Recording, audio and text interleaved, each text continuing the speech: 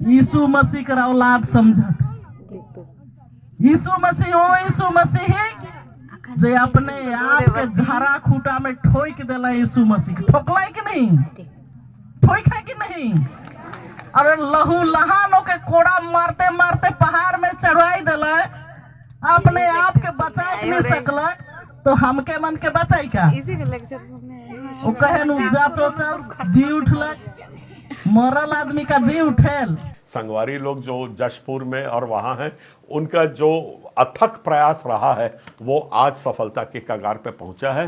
रायमुनि भगत के ऊपर हमारे जो साथी लोग हैं, हमारे जो विश्वासी लोग हैं जशपुर और कुनकुरी में, वो लोगों ने आज रायमुनि भगत के विरुद्ध FIR बुक करवाने में उनको सफलता मिली है। उनको हम बहुत धन्यवाद देते हैं तहे दिल से। 1 सितंबर 2024 को विधायक रायमुनि भगत ने गांव देनगी, थाना आस्था, जशपुर में बयान दिया था कि अगर यीशु मसीह क्रूस की मौत के बाद भी जिंदा हो सकता है तो ईसाइयों को कब्रिस्तान की जरूरत नहीं है। अधिवक्ता कुलदीप विष्णु जी ने 6 प्रत्यक्षदर्शी का बयान दर्ज करवाया, साक्ष्य में वीडियो फुटेज भी दिया।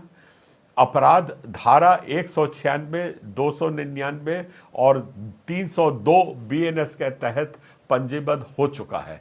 अब रायमुनि भगत जी को 10 जनवरी 2025 को न्यायालय में पेश होना है और उनको भी एक अपराधी के तरह ही देखा जाएगा। ये एक बहुत बड़ी सफलता है। इससे ये जो आतंक हमारे धर्म के विरुद्ध फैलाते हैं उनके लिए एक बहुत बड़ा सबक होगा। संविधान बलवान है। ये एक सशक्त संदेश देने का हम लोग आज सफल रहे हैं। इसके लिए मैं सबको और विशेष तौर से हमारे अधिवक्ता कुलदीप विष्णु जी का आभारी हूं।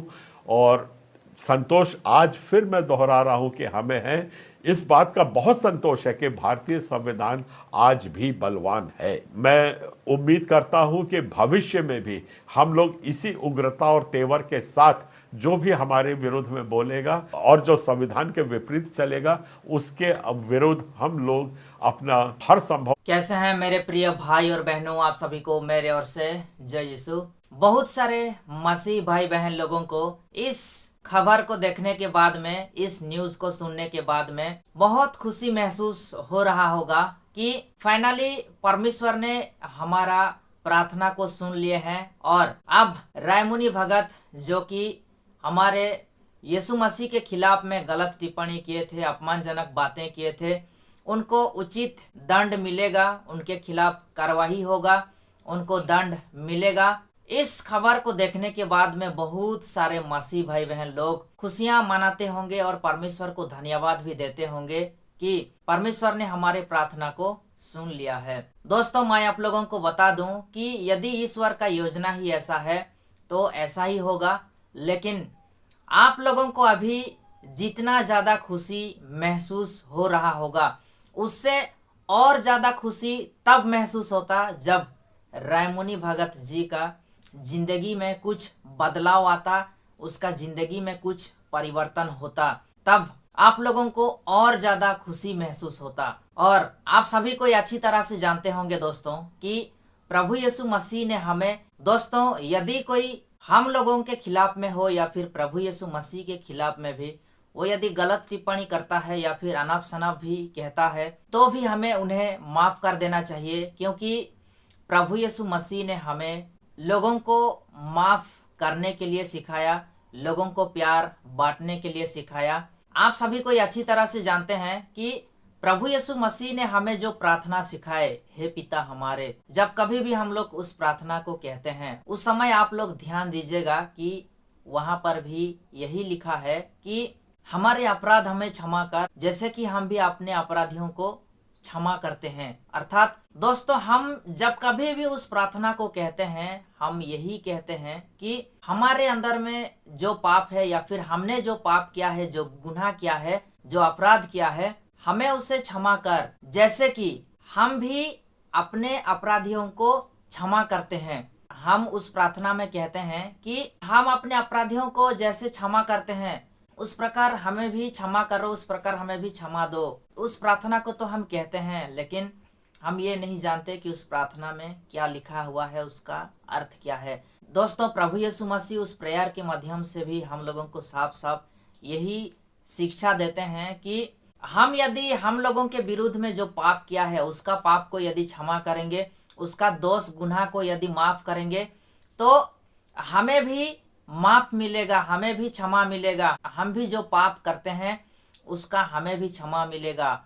और इसीलिए प्रभु यीशु मसीह ने हमें, जो लोग हमारे खिलाफ में बोलते हैं, हमारे विरुद्ध में अपराध करते हैं, उनसे माफ करने के लिए, माफ देने के लिए सिखाया। संत मत्ती लिखित सुसमाचार का अध्याय 5 का 39 में भी लिखा है कि यदि कोई आपसे एक गाल पे चट्टा मारता है तो आप लोग दूसरा गाल भी दिखा दो। क्योंकि प्रभु यीशु मसीह ये नहीं कहते हैं कि यदि कोई आपको एक गाल पे चट्टा मारते हैं तो आप भी उनको रिवेंज लो, तो आप भी उनका प्रतिशोध लो और आप भी उनको एक चट्टा मारो। नहीं, तो आप दूसरा गाल दिखा दो। अर्थात आप प्रतिशोध मत लो, रिवेंज मत लो, आप उन्हें माफ कर दो और हो सके तो आप दूसरा गाल भी दिखा दो। लेकिन प्रभु यीशु मसीह ने कभी ये नहीं कहा कि आप अपने अपराधियों का प्रतिशोध लो, आप भी वैसा ही करो जैसा वो लोग करते हैं। बिल्कुल नहीं। दोस्तों, मैं आप लोगों को बता दूं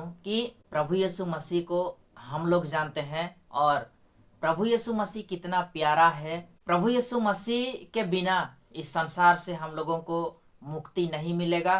प्रभु यीशु मसीह के बिना हम लोगों को पाप से उद्धार नहीं मिलेगा। हम जानते हैं लेकिन वो लोग नहीं जानते हैं।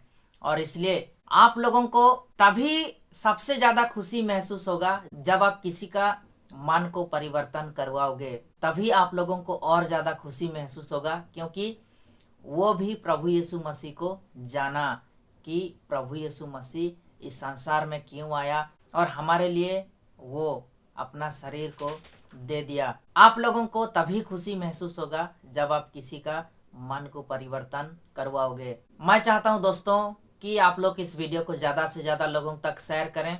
यदि ईश्वर का योजना ही ऐसा है तो वैसा ही होगा दोस्तों।